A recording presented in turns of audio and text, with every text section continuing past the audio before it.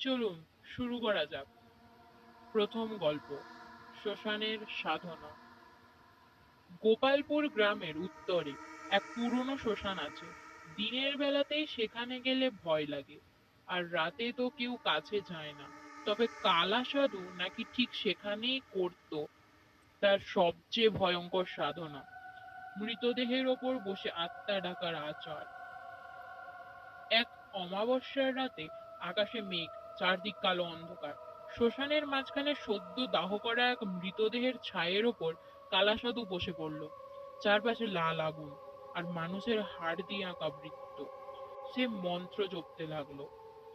মৃতের আত্মা, এ মাটিতে বাঁধা, আমার ডাকে এসো, আমার রক্ত খাও। হঠাৎ বাতাস থেমে গেল। আগুনের শিখা উল্টো দিকে জ্বলে উঠল। মৃতদেহের ছাই কাঁপতে লাগলো, যেন ভেতরে কিছু নড়ছে। তারপর ছাই থেকে এক কালো ধোঁয়া বেরিয়ে এলো। ধোঁয়ার ভেতর চোখ, দাঁত আর বিকৃত মুখ। সে আত্মা কেঁদে উঠল, আমায় মুক্ত করিস না, নইলে তোর গ্রাম শেষ। কিন্তু কালাশত মন্ত্র থামালো না। সে চাইছিল সে আত্মাকে বশে আনতে, কিন্তু আত্মা রাগে শ্মশান কাঁপিয়ে তুলল।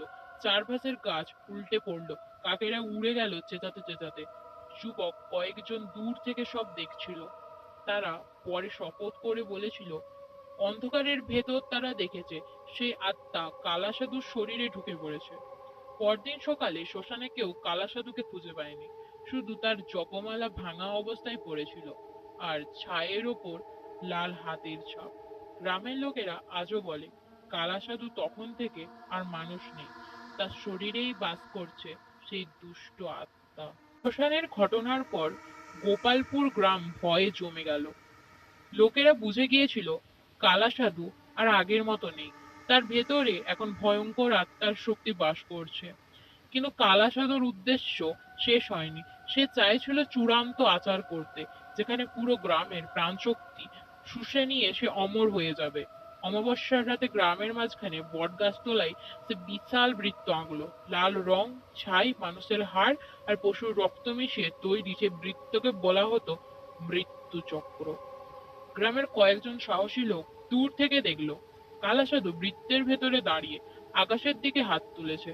তার চোখে লাল আগুন জ্বলছে, মুখ থেকে বেরোচ্ছে মন্ত্র, জীবন আমার, মৃত্যু তোমাদের, এসো এসো, শক্তি দাও।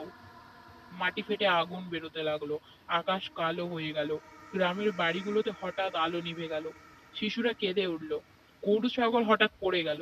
ঠিক তখনই গ্রামের এক বৃদ্ধা, যিনি একসময় দেবীর পূজা করতেন, মন্দির থেকে পবিত্র শঙ্খ বাজালেন। শঙ্খধ্বনিতে বাতাস কেঁপে উঠল। কালা সাধু চিৎকার করে উঠল, না, কেউ আমাকে থামাতে পারবে না। কিন্তু শঙ্খধ্বনি যত বাড়তে লাগলো, মৃত্যুর চক্র তত ভেঙে পড়ল। আগুন নিভে গেল, আকাশে বজ্রপাত হলো, আর ঠিক সেই মুহূর্তে কালা সাধুর শরীরটা ছাই হয়ে উড়ে গেল হাওয়ায়। গ্রাম বেঁচে গেল, কিন্তু তারপর থেকে বটগাছের নিচে আর কেউ যায় না, কারণ সেখানে মাঝে মাঝে শোনা যায় কালো কণ্ঠের ফিসফিসানি, শেষ আজ এখনো শেষ হয়নি। লাইক করবেন, কমেন্ট করবেন এবং শেয়ার করবেন।